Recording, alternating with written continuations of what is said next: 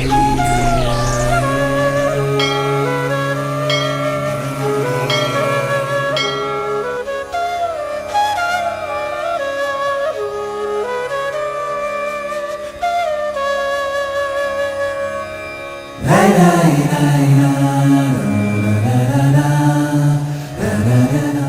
ಶ್ರೀ ಗುರು ರಾಘವೇಂದ್ರಾಯ ನಮಃ.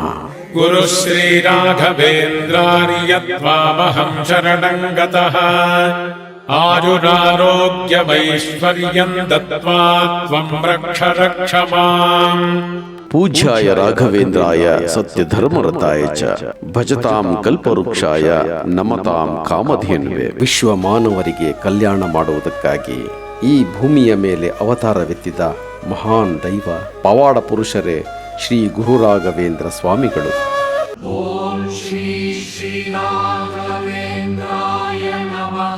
ಮಂತ್ರಾಲಯದಲ್ಲಿ ದಿವ್ಯವಾದ ಭವ್ಯವಾದ ಬೃಂದಾವನದಲ್ಲಿ ಶ್ರೀ ರಾಘವೇಂದ್ರ ಸ್ವಾಮಿಗಳು ಸಜೀವವಾಗಿ ಧ್ಯಾನದಲ್ಲಿ ಕುಳಿತು ಆಧ್ಯಾತ್ಮ ಚಿಂತನೆಯ ಮಹಾನ್ ಭಕ್ತರ ಪಾಲಿಗೆ ಕಲ್ಪವೃಕ್ಷ ಕಾಮಧೇನು ಚಿಂತಾಮಣಿಯಾಗಿದ್ದಾರೆ.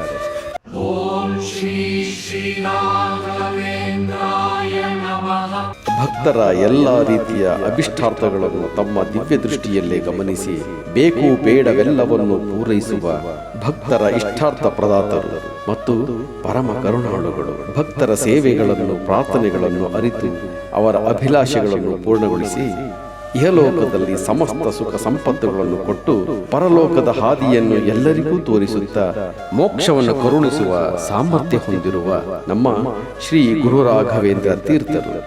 ಇವರಿಗೆ ಭಕ್ತರು ಪ್ರೀತಿಯಿಂದ ಕರೆಯುವ ಹೆಸರೇ ರಾಯರು.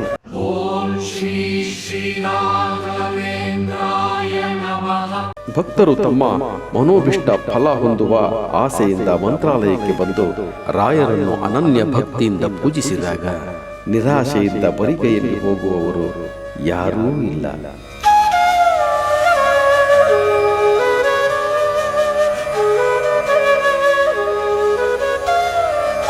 ತಮ್ಮ ದಿವ್ಯ ದೃಷ್ಟಿಯಲ್ಲಿ ಭಕ್ತರ ಇಷ್ಟಾರ್ಥಗಳನ್ನು ಆಗು ಹೋಗುಗಳನ್ನು ಈಡೇರಿಸುವ ಮಹಾನ್ ಪವಾಡ ಪುರುಷರೇ ನಮ್ಮ ಗುರುರಾಯರು. ತತ್ವ ಪ್ರಪಂಚದಲ್ಲಿ ಮೋಕ್ಷ ಕೊಡುವ ಸಾಮರ್ಥ್ಯ ಶ್ರೀಹರಿ ಒಬ್ಬರಿಗೇ ಇರುವುದೆಂದು ಎಲ್ಲರೂ ಒಪ್ಪಿದ ವಿಚಾರ. ಹಾಗೆಯೇ ಶ್ರೀಹರಿಯ ಅಪ್ಪಣೆಯಿಂದ ಮುಖ್ಯ ಪ್ರಾಣದೇವರಿಗೂ ಮೋಕ್ಷ ಕೊಡುವ ಶಕ್ತಿ ಇದೆ. ನಮ್ಮ ಶ್ರೀ ರಾಘವೇಂದ್ರ ಸ್ವಾಮಿಗಳು ಶ್ರೀಹರಿ ವಾಯುಗಳ ಅಂತರಂಗ ಭಕ್ತರಾಗಿ ಅವರ ವಿಶೇಷ ಅನುಗ್ರಹಕ್ಕೆ ಪಾತ್ರರಾಗಿದ್ದಾರೆ.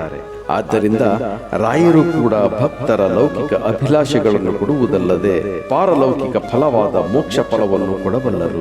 ಐಹಿಕ ಪಾರಲೌಕಿಕ ಫಲಗಳನ್ನು ಹೊಂದಬೇಕೆಂಬುದೇ ಭೂಮಿಗೆ ಬಂದ ಸರ್ವ ಸುಜೀವಿಗಳ ಸಂಕಲ್ಪವಾಗಿರುತ್ತದೆ.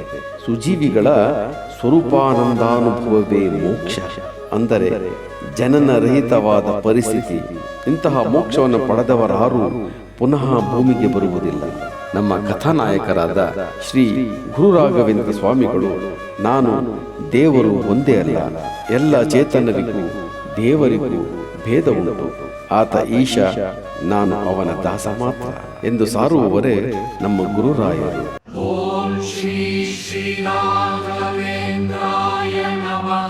ಶ್ರೀಹರಿಗೆ ಅತ್ಯಂತ ಸಮ್ಮತವಾದ ಈ ತತ್ವವನ್ನು ಭೂಮಿಯಲ್ಲಿ ಶ್ರೀ ವಾಯುದೇವನು ಅವತರಿಸಿ ಈ ಸಮಗ್ರ ಸಂದೇಶವನ್ನು ಸಮಸ್ತ ಜೀವಕೋಟಿಯ ಹೃದಯ ಗುಹೆಯಲ್ಲಿ ನೆಲೆ ನಿಲ್ಲಿಸಿ ಮುಕ್ತಿಯೋಗ್ಯ ಚೇತನರ ಉದ್ಧಾರಕ್ಕಾಗಿ ಅವತರಿಸಿದ ದೇವತಾ ಪುರುಷರೇ ಶ್ರೀ ರಾಘವೇಂದ್ರ ತೀರ್ಥರು.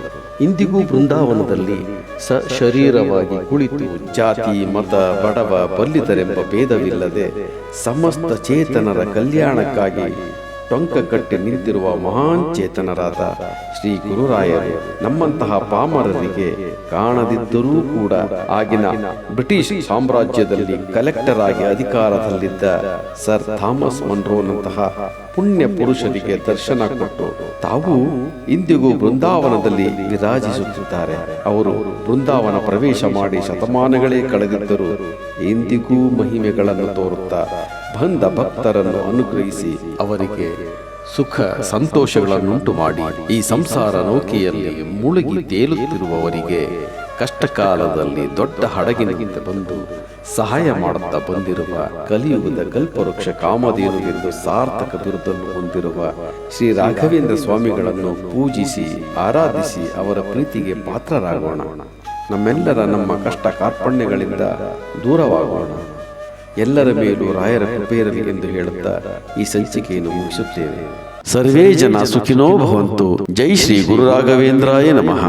ಆತ್ಮೀಯರೇ, ನಿಮ್ಮ ಚಲನಚಿತ್ರ ನಟ, ಸಾಹಿತಿ ಮತ್ತು ನಿರ್ದೇಶಕ ತನ್ಮಯ್ಯ ಸನತ್ಕುಮಾರ್ನ ಪ್ರಣಾಮಗಳು. ಇಷ್ಟು ದಿನ ತಾವು ನಮ್ಮ SGRS ಎಂಟರ್ಟೈನ್ಮೆಂಟ್ ಯೂಟ್ಯೂಬ್ ಚಾನಲನ್ನು ಪ್ರೋತ್ಸಾಹಿಸಿ ನಾವು ನೀಡುತ್ತಿರುವ ಸಾಮಾಜಿಕ ಕಳಕಳಿಯ ಶಾರ್ಟ್ ಮೂವಿಗಳನ್ನು ಮತ್ತು ಶ್ರೀ ಗುರು ರಾಘವೇಂದ್ರ ಸ್ವಾಮಿಗಳ ಚರಿತ್ರೆ, ಪವಾಡ, ಮಹಿಮೆಗಳನ್ನು ತಾವೆಲ್ಲರೂ ನೋಡಿ ಪ್ರೋತ್ಸಾಹಿಸಿದಿರಿ. ಹಾಗೆ ಲೈಕು, ಕಾಮೆಂಟು, ಶೇರ್ ಮಾಡಿ ಸಬ್ಸ್ಕ್ರೈಬು ಮಾಡ್ಕೊಂಡಿದ್ದೀರಿ.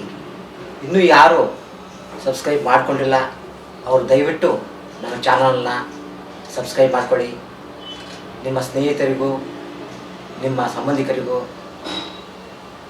ನಾವು ಹಾಕುವ ಪ್ರತಿಯೊಂದು ವಿಡಿಯೋಗಳನ್ನು ಶೇರ್ ಮಾಡಿ. ನಮ್ಮ SGRS ಎಂಟರ್ಟೈನ್ಮೆಂಟ್ ಯೂಟ್ಯೂಬ್ ಚಾನಲನ್ನು ಪ್ರೋತ್ಸಾಹಿಸಿ ಅಂತ ಈ ಮುಖಾಂತರ ತಮ್ಮಲ್ಲಿ ಸವಿನಯ ಪ್ರಾರ್ಥನೆ. ಜೈ ಶ್ರೀ ಗುರು ರಾಘವೇಂದ್ರ ಸ್ವಾಮಿಗಳಾಯೇ ನಮಃ.